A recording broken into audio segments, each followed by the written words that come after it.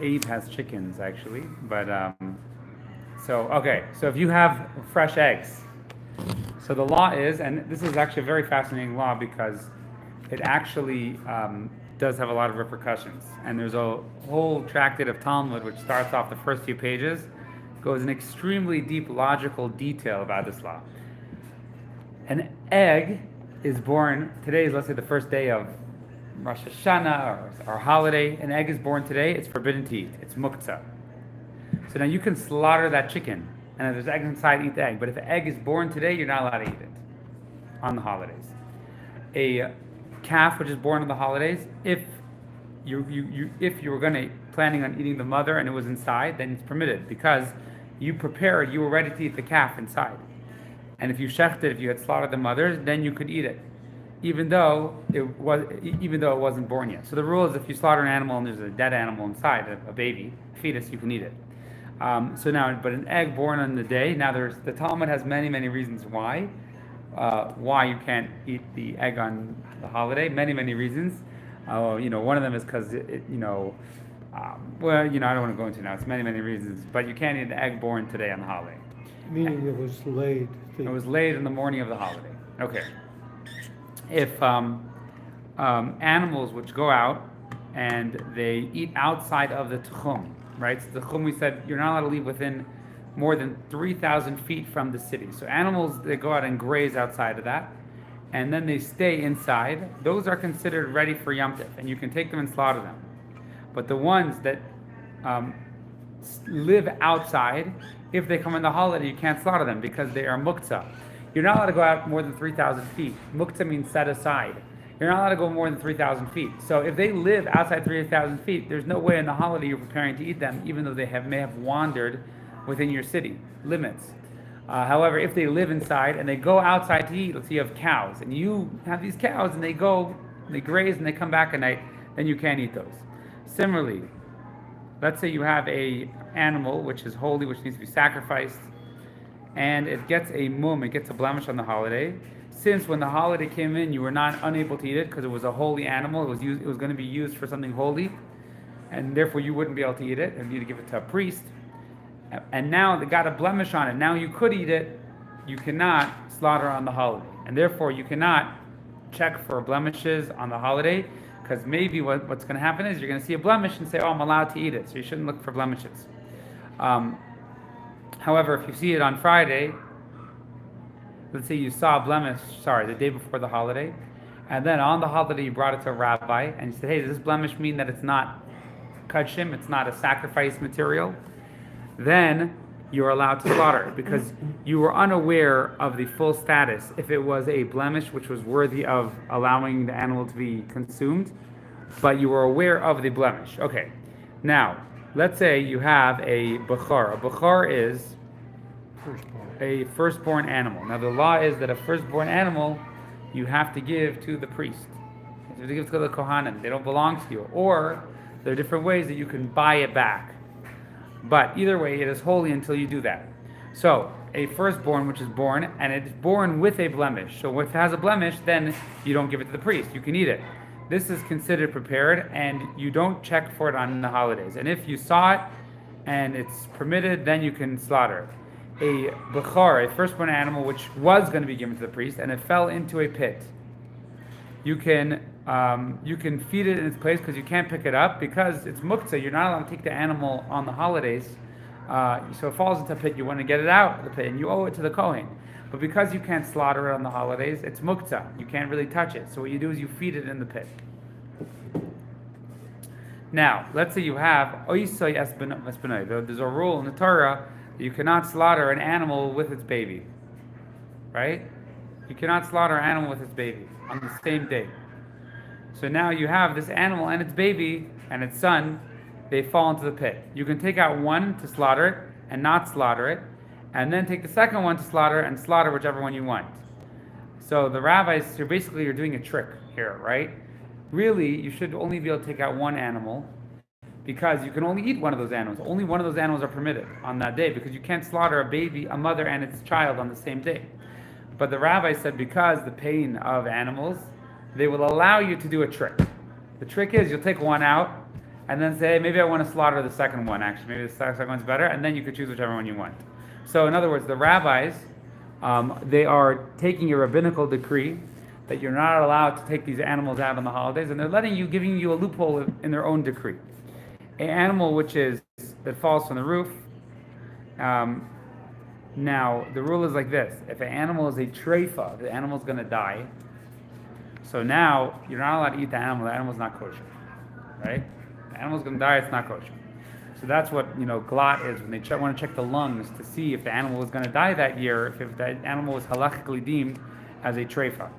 So a treifa means an animal that's going to die. So an animal that let's say falls off a roof, and this is not this is a regular animal that you could eat, and needs to be checked. You can slaughter on Yontif and check. Maybe you'll find it kosher. Now, what were you worried about? It fell off the roof, so it probably got injured, right? Maybe it's not a kosher animal. Maybe I'll slaughter it and it's not kosher. And I know it fell off a roof. There's high chances of it. However, the rabbis allowed you to do it and then see if it's kosher. If you have geese or chickens or doves that they are domesticated, you have them in their coops. Those are considered prepared, and you don't need to set aside, hey, I'm going to slaughter this chicken tomorrow. However, let's say you have what people had was they had like doves, and they have like a birdhouse for them, right? So they don't really have them. Those are muktzah, and you need to say before the holiday, I am going to eat that one. Because doves are semi-wild. If you have these other ones, they're doves which are in your house, in your coop, and they're doves which are in your birdhouse. So what people will do is they have like a birdhouse and they have all these birds there, and then they go take one when they want to eat it, but they're really like wild birds. So those ones you have to designate the day before. If you designated black and white ones, and then you find black in the place of white, black or white ones, and you find black in the place of white or white in the place of black, they're forbidden. Because maybe we'll assume that the one that you designated before didn't come today, right? However, let's say you found, you set aside 2 and you found 3, they're all forbidden. If you set aside 3 and you found 2, those are permitted. If you set them aside inside the nest and you found them in front of the nest, if these are the only, if there is no nest except for this one and they're not able to fly, even though there's another nest within 50 amas, they are permitted. Because we assume that the ones that couldn't fly, they're hanging around the nest that they are in. Okay, now you have fish. So you're allowed to, slaughter a fish on the holidays. Fish obviously don't need to be slaughtered. So you have, this is the rule of thumb. If you need to trap something on the holiday, you can't eat it. So if you have a farm and you have animals, right, and before, okay, I got my chicken coop, I have my cows in my barn, then you can eat those on the holiday. But if they're lacking trapping, now, what is considered lacking trapping? Now, fish is a little difficult, right, because fish, even if they're alive, right, if they're alive, they're still kind of need to be trapped. So you have fish which are in a big pond, and similarly, you have birds which are in like a big cage. Anything which is a lacking trap, you have to, it's an effort to trap them until you need to say, bring me a net so I can catch it. This is muktzah, and you cannot catch them on the holiday. And if you caught them, what?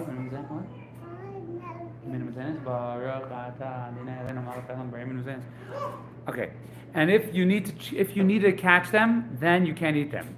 And anything that doesn't need to be caught, then you could eat it.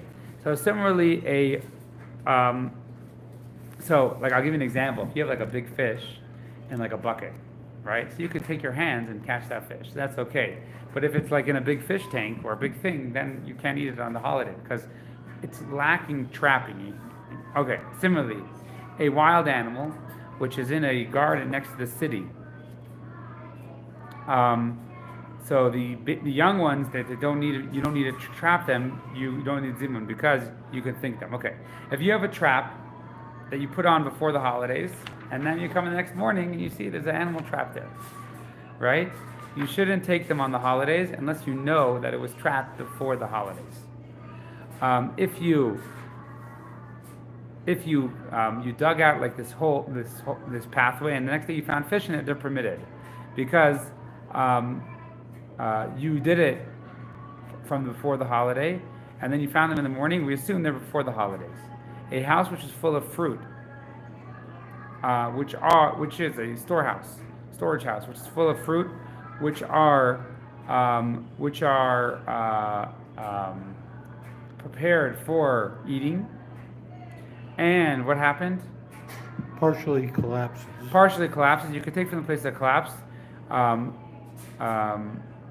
You can take it from the place of the collapse. Place of the collapse. Okay, if you're standing on Muktzah on Erev Yontif in the 7th year, which is the sabbatical year, that all the fruit don't belong to you, you have to say, from now on, from here I'm taking, and if you don't, you can't take.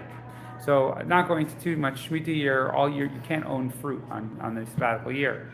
So has to be always specified that all your fruit is ownerless, and you can only have fruit in your storehouse so as long as there is fruit still in the field that people can take. So you have to make sure to specify what you're taking. Okay, we're going to stop here, and then so these are all the different laws about the holidays. This chapter is basically the term of hachana. Hachana is you're not allowed to prepare from one day of the holiday to the next day. So, and you're not allowed to do certain things which on the holiday which had to be prepared the day before and they weren't. So that is the basis for a lot of these laws. And there's a whole tractate in the Talmud which much of it is devoted to these laws.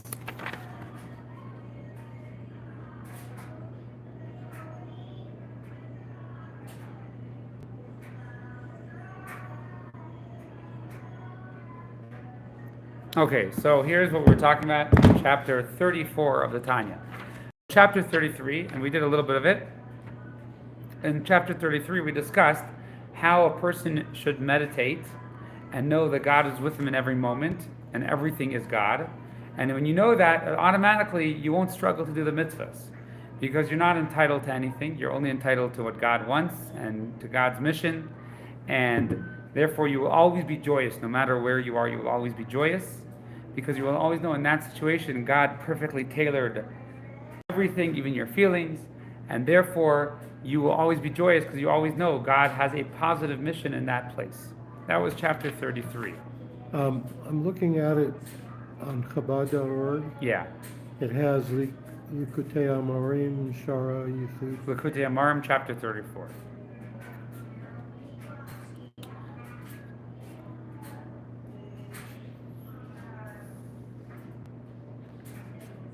Got it. 33. Yeah, I've got it. Okay, so here's what we said. We said, with the knowledge that the forefathers were basically perfect. They were the chariot. They never, ever, I'm just going to go through it outside. They never, ever make mistakes because they're totally conscious of God always. And they're always striving for God. And similarly, all the prophets at a certain level are like that. In order to be a prophet, you have to have done teshuvah and be pretty much perfect. And Moses is actually the top of them. Moses is the top of everything. And we said similarly, the Jewish people at the time of the giving of the Torah, from the moment we were at Sinai, we were also on a similar level like Moses. We were totally surrendered to God. We had no entity. If we don't have any feeling of entity, it's impossible to sin because we're only God.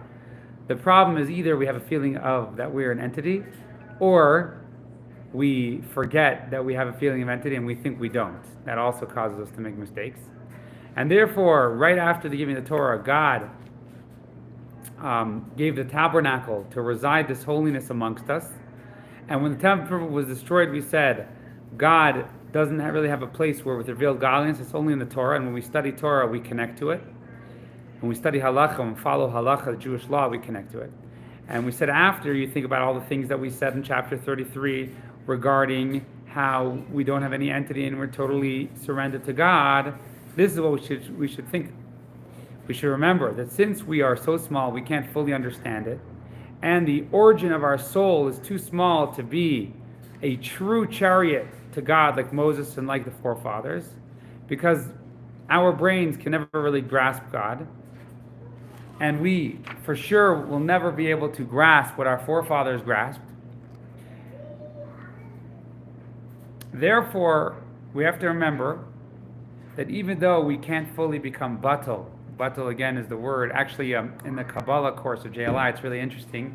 There's 41 terms that they want everyone to memorize at the end, Kabbalistic terms, which, kind of you memorize and have an English translation, but it's kind of interesting way of doing it. So one of them is bittul. Bittul, we introduced it in the Rosh Hashanah Sikha. Bittul means to be nullified, to have no identity before God. And so we said that even though we cannot be on the level of the forefathers, and how much more so like Moses, even after meditating that God is everything, and we always struggle with it, we always forget it. The worst is when we forget it and we think we didn't forget it. So therefore, you have to at least make yourself a tabernacle for God through using out your opportunities to study Torah and do mitzvahs. And that's what it says in Jewish law. It says every person has to at least study a chapter for a period of time every morning and a period of time every night. And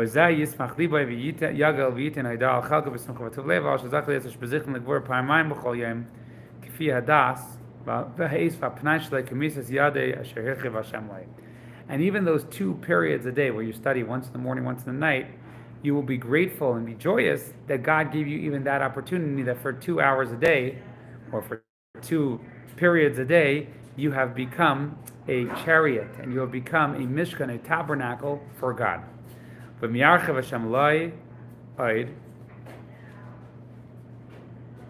now, not only that, in Jewish law, you actually become connected to God the whole day through using out those times. And if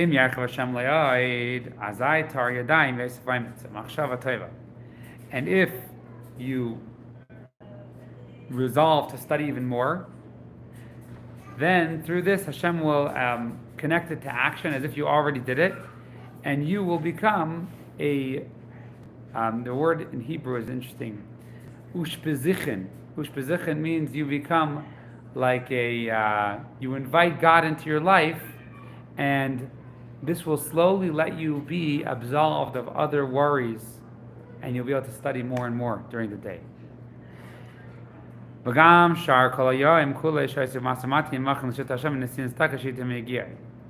also the rest of the day, you will be a chariot to God in times of business. You will be a tabernacle for God when you give tzedakah, which comes from your work. So,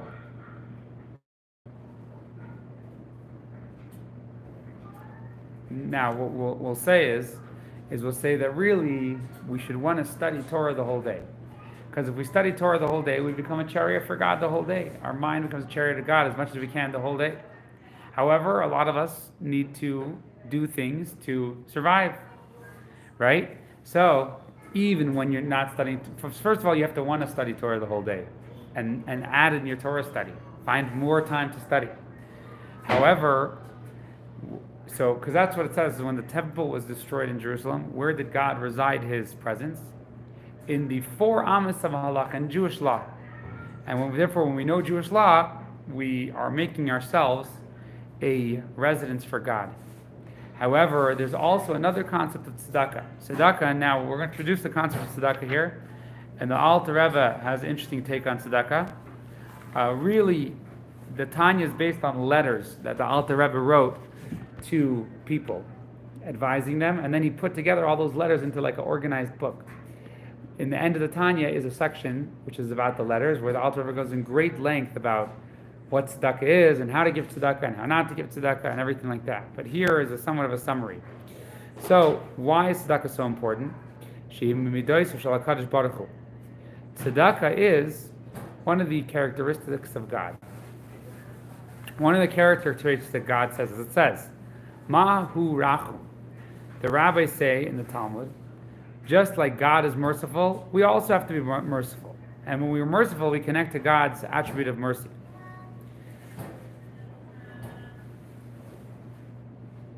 The whole reason of wanting to come to tabernacle to God is to want God to enter in your life. So when we do what God does, that connects us to God. As it says in the Kabbalah, God is God's right hand, his right arm is the arm of kindness. So God does a lot of kindness. So when we do kindness, we actually directly connect to God. Even though this person's only giving a fifth. So you have to give a fifth of your income. Now, Jewish law says minimally a tenth of your income, but, and then it says, and you shouldn't give more than a fifth. Now, later on, the Alter Rebbe says, that's all if you're a tzaddik. That's all if you're perfect. But if you're not perfect, you have to give more than a fifth. Because tzedakah brings God into your character traits, and you directly connect to God in your action. And if you only give a fifth, well, he says just like people who are sick, they spend more money than they don't say, oh, that's too expensive, let me just die. They say, no, I have to invest in my health, right? So the same thing, spiritual health is through tzedakah. Now the Alter Rebbe later on he says, what if you don't have any money? He says, borrow money. This is your health, right? So the Alter Rebbe literally says, borrow money to give tzedakah. And where is the Alter Rebbe particularly talking about? In his time, basically, the Alter Rebbe sent a lot of Hasidim to Israel. And they were very suffering, totally famished. And the Alter Rebbe was telling the Hasidim of Russia, who had no money, were famished, that they have to borrow money to send it to Israel, because in Israel they have nowhere to borrow from. So that was the Alter Rebbe. But that, you can read that later in the Tanya. Here the Alter Rebbe is just talking about the letter of the law. Can I ask? Yeah. So is he saying there's a direct relationship between the amount of tzedakah you give and the degree to which you're bringing God into your life? Yes.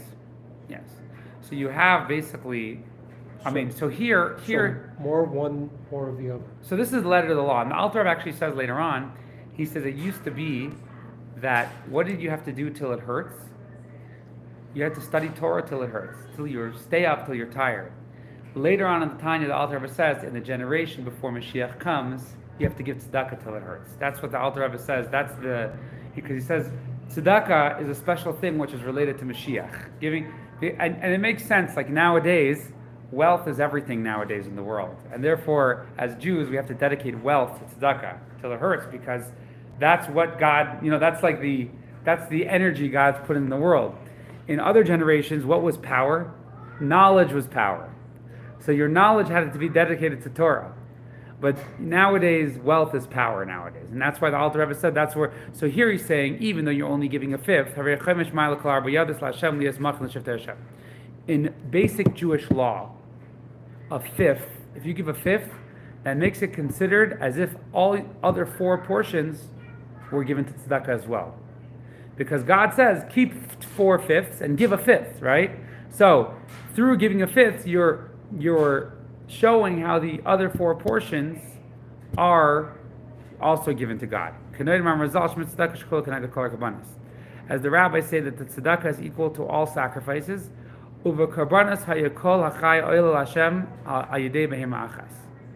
and you didn't have to give all your animals to sacrifices in the temple. But when you gave the amount that you needed to give, it was considered as if you gave all your livestock to God. And all the vegetation sacrifices, by giving one vegetation sacrifice that you were obligated to give, it made all your vegetation belong to God. So that is symbolic here of Chomesh. So it comes out, in your business life, you always have to be looking how to give tzedakah. And when you look how to give tzedakah, God takes it as if all your income is His also. And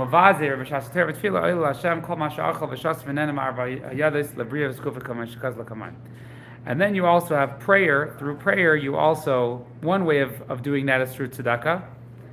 And the other way is, when you're studying Torah and everything like that, you're also bringing everything you did the day to God. So especially when you're tired and you still study Torah after a labor's day, you're bringing all your labor to God. And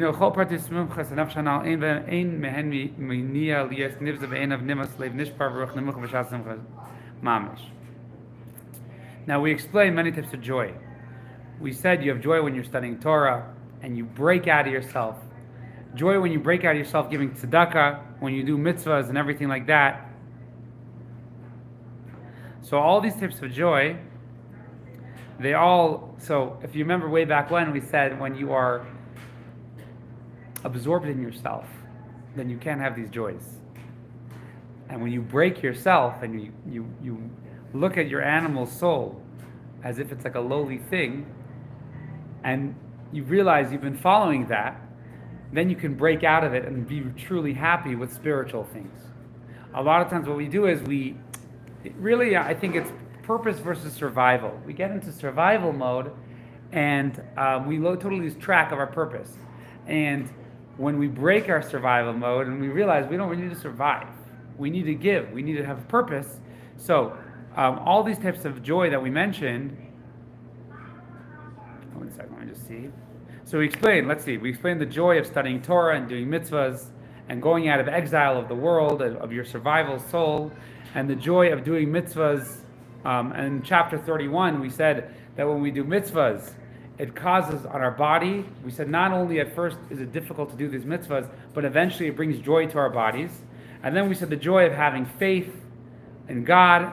And then in this chapter, the joy of trying to study Torah the whole day at every opportunity and giving tzedakah and everything like that. And the double joy that you have joy because you're able to follow God and know God is with you. And number two, you're making God happy because you're elevating the world.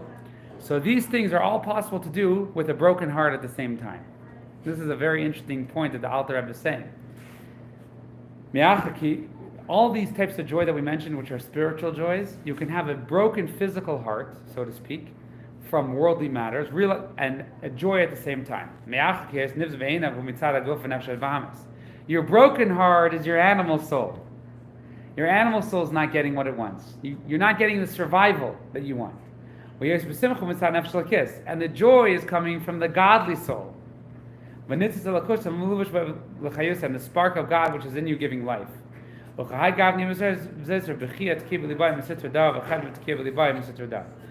this is what it says in the Zohar. On one hand you're crying, but on the other hand you're happy at the same time. And this is what the Tanya here is trying to accomplish in a regular person who's quite worried about survival.